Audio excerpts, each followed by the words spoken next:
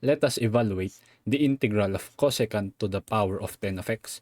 When dealing with an integral of cosecant and the exponent is an even number, you would first need to factor out 1 cosecant squared of x, making this an integral of cosecant to the power of 8 of x multiplied by the factored out cosecant squared of x, and copy the rest, which is just dx. The next step for this would be to transform the remaining terms into their trigonometric identities. Cosecant squared of x would be equal to cotangent squared of x plus 1.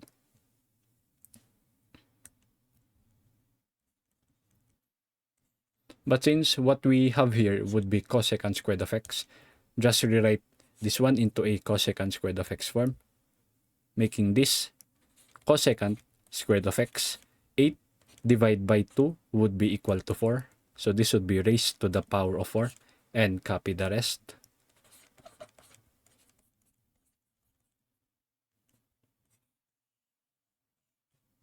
Now that we have this, we can now substitute cosecant squared of x according to its trigonometric identity.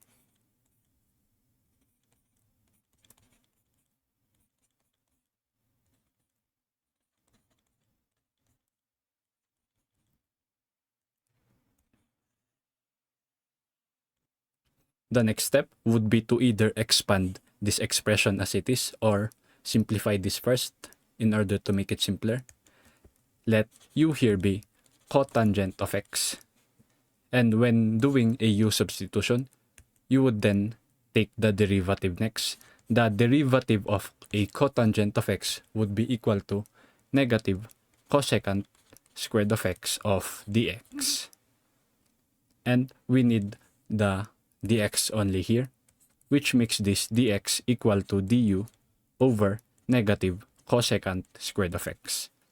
Now that we have that, we can now substitute our values, which makes this the integral of u squared plus 1 to the power of 4, copy cosecant squared of x,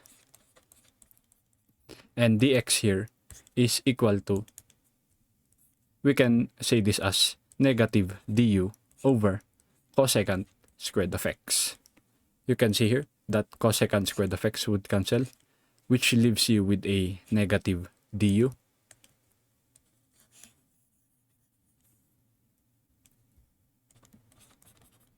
But we can also put the negative sign outside the integral.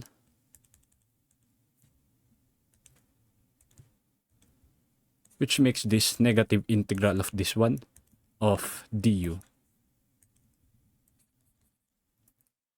And the next step would be to expand this expression. It is an expansion to the power of 4.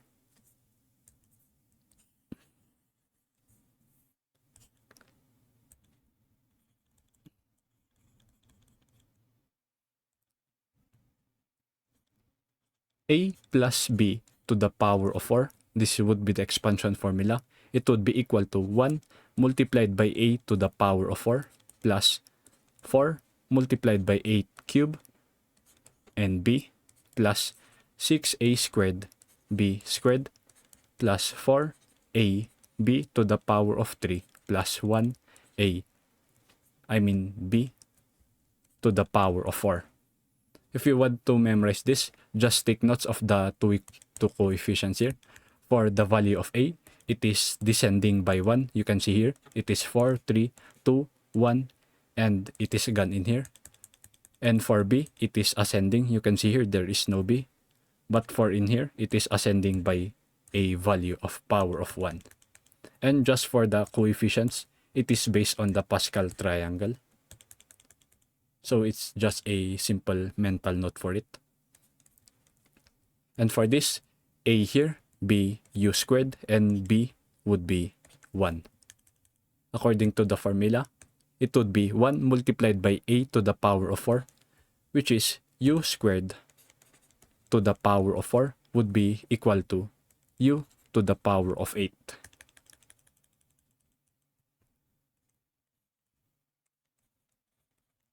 Plus 4 multiplied by a cubed, u squared multiplied u squared to the power of 3 would be u to the power of 6, and multiply it by b, which is simply 1, plus 6a squared, which is u to the power of 4, plus 4a, which is u squared, plus 1 multiplied by b to the power of 4 is simply 1 of du.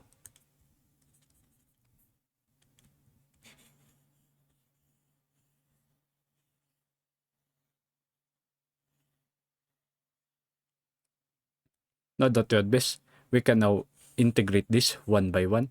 But don't forget the negative sign here. So we can put this as negative and put a bracket to represent the integral of this value. Starting with this first one, the integral of u to the power of 8 would be u to the power of 9 over 9 plus 4 multiplied by the integral of this one, which is equal to u to the power of 7 over 7 plus 6 multiplied by integral of this one, which is u to the power of 5 over 5, and so on.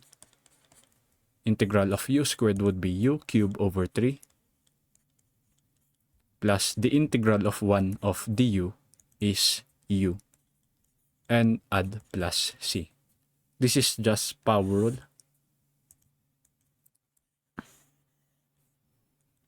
Next step would be to simplify this expression. Distribute the negative sign among the bracket in here, which makes this negative. We can rewrite this expression as 1 over 9 multiplied by u to the power of 9 minus 4 over 7, which is this, multiplied by u to the power of 7 minus 6 over 5, u to the power of 5 minus 4 third, u to the power of 3 minus u plus c. Just a quick advice for integral.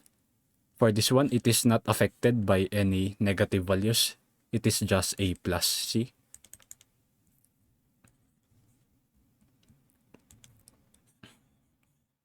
And now for your final answer, you can now put u back, the u value back into cotangent of x.